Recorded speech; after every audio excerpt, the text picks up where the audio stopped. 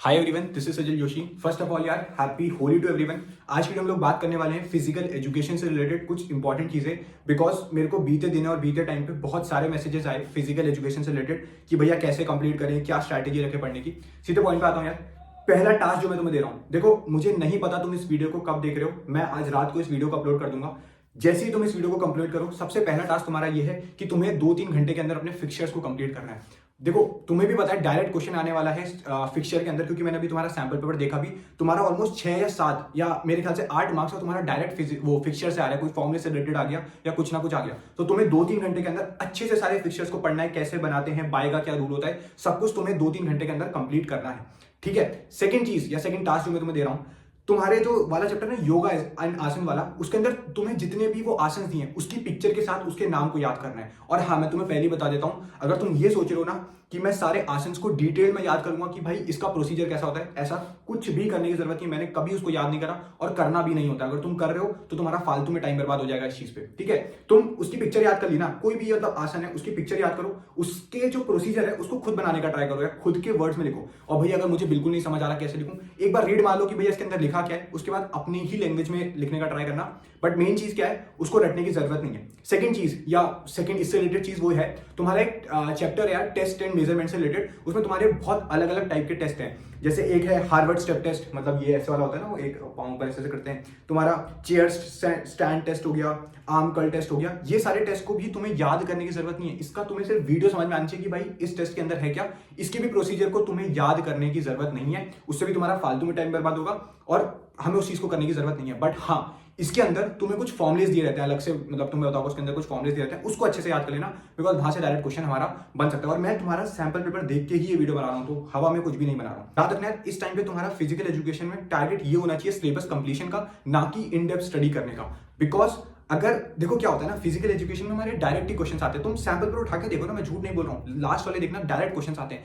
तो अगर तुम किसी को इन डेप्थ पढ़ने चलेगा और तुम्हारे कुछ टॉपिक छूट गए तो तुम्हारा सीधा मतलब पूरा मोमेंटम टूट जाएगा उस चीज को लेके। लेकिन अगर तुमने ऊपर ऊपर से भी कोई टॉपिक पढ़ा होगा तो तुम लिख लोगे ना उसमें अपने हिसाब से, रेदर देन पूरा छोड़ने के हिसाब से। एंड फिजिकल एजुकेशन में ये तुम्हें भी पता होगा, तुम्हें पता चल गया होगा कि उसमें लिखने के नंबर मिलते हैं, तो जितना हो सके उसको लिखने का ट्राई करो। अब यहाँ पे एक ऑब्जर्वेशन निकल के आती है यार, एक बहुत ही अनपॉपुलर ओपिनियन है कि क्या होता है ना, कभी कभी किसी क्वेश्चन में हमें बहुत कम कंटेंट पता होता है, लेकिन हमें क्या सिखाया जाता है, हमें हर चीज बुलेट में लिखनी है। कंप्लीटली एग्री, मैं उस चीज से बिल्कुल डिनाई नहीं कर रहा। बट अगर तुम्हें ऐसा लगता है ना कि यार इस जो क्वेश्चन है ना, इसका मेरे को ज्यादा कुछ आंसर नहीं आता, तो तुम्हें उसको बुलेट में लिखने की जरूरत नहीं है, तुम उसको पैराग्राफ में लिख लेना। बट मेन चीज क्या है, जो भी तुम्हें लगे कि इसका रिलेटेड जो भी आंसर है उसको अंडरलाइन जरूर कर देना। बिकॉज पैराग्राफ में हम लोग उसको ज्यादा लिख सकते हैं, क्योंकि हमारा वो कहीं ना कहीं अंडरस्टैंडिंग होती है, हम कुछ ना कुछ फ्रेम कर देते हैं। और फिजिकल एजुकेशन में टीचर यही देखता है कि तुमने कितने पन्ने भरे। हाँ, मैं तुम्हें बताना भूल गया कि तुम्हें ना बुक उठाने की जरूरत नहीं है। अगर तुम पढ़ना चालू कर रहे हो, तुम कहीं भी यूट्यूब से पढ़ो, सब अच्छा पढ़ाते हैं, जिससे भी पढ़ रहे हो पढ़ो। लेकिन एक चीज तुम्हें इंश्योर करनी है कि जिससे भी तुम पढ़ रहे हो या जहां से भी पढ़ रहे हो, वो कोई टॉपिक तुम्हें स्किप ना कराएं। तो भैया इसके लिए क्या करना है, जब भी पढ़ रहे हो ना, अपने साथ बुक रख लेना। वैसे मुझे पता तुमने बुक तो खरीदी होगी नहीं फिजिकल एजुकेशन के लिए, पीडीएफ देख लेना लेटेस्ट सिलेबस की। उसमें तुम देखना कि जो जो टॉपिक्स हैं सब कराए नहीं कराए, और अगर कोई टॉपिक किसी यूट्यूबर या फिर किसी भी टीचर ने नहीं कराया तो उसको तुम अपनी तरफ से अलग से सर्च करके प्रिपेयर कर लेना।